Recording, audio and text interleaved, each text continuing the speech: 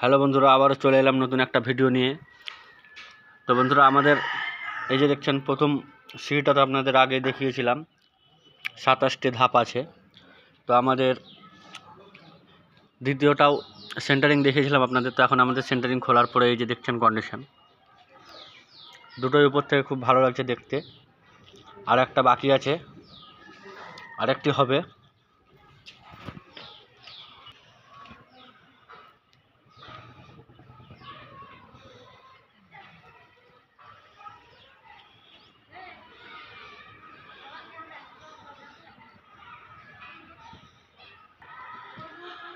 তো বন্ধুরা, এই ধরনের কাজ দেখতে আমাদের চ্যানেলটি অবশ্যই সাবস্ক্রাইব করবেন এবং আমাদের সাপোর্ট করবেন।